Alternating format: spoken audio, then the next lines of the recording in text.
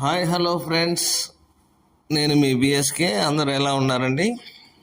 ఈరోజు మన టాపిక్ వచ్చేసి ఓటర్ ఐడి కార్డు ఎలా డౌన్లోడ్ చేసుకోవాలి, మన మొబైల్లో కానీ సిస్టంలో కానీ ఎలా డౌన్లోడ్ చేసుకోవాలి అనే దాని మీద మనం ఈరోజు వీడియో చేస్తున్నాం.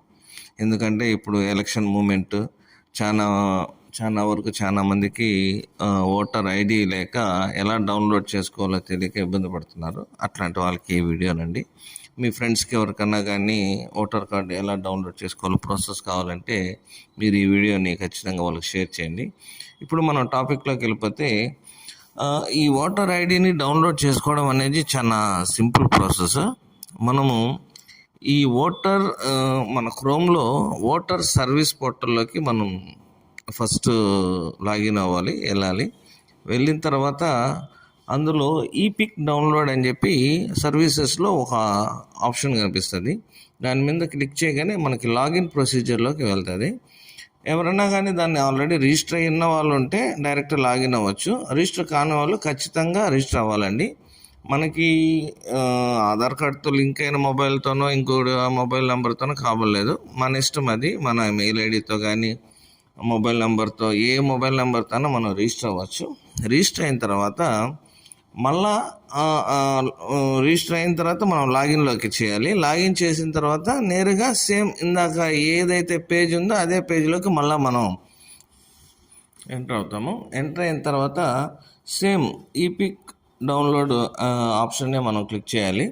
క్లిక్ చేసిన తర్వాత నేరుగా అది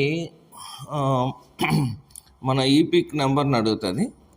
ఈపిక్ నెంబర్ అడుగుతుంది. అక్కడ మన ఈపిక్ నెంబరు టైప్ చేసి కింద స్టేట్ అడుగుతుంది. ఏ స్టేట్ అనేది మనం సెలెక్ట్ చేసుకోవాలండి.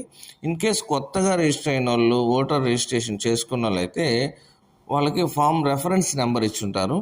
ఆ నెంబర్ని క్లిక్ చేసి అక్కడ ఫామ్ రెఫరెన్స్ నెంబర్ని ఎంటర్ చేయాలి. అక్కడ కూడా స్టేట్ సెలెక్ట్ చేసుకోవాలి. లేదు ఈపిక్ నెంబర్ ఉంటే ఈపిక్ నెంబర్ చేసుకోగానే మీరు సెర్చ్ బార్ మీద సెర్చ్ కొట్టగానే ఆటోమేటిక్గా మీ డీటెయిల్స్ అన్నీ కనబడతాయి.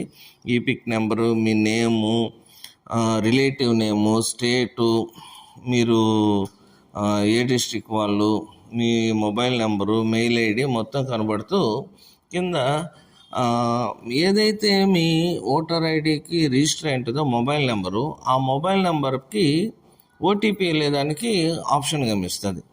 మీరు సెండ్ ఓటీపీ అని మీరు క్లిక్ చేయగానే ఆ నెంబర్కి ఓటీపీ అనేది వస్తుంది.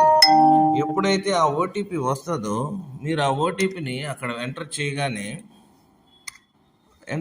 మీకు ఆటోమేటిక్గా మీ ఓటర్ కార్డు డౌన్లోడ్ ప్రాసెస్ అనేది స్టార్ట్ అయిపోద్దండి. స్టార్ట్ అవ్వగానే అక్కడ డౌన్లోడ్ ఆప్షన్ కనిపిస్తుంది.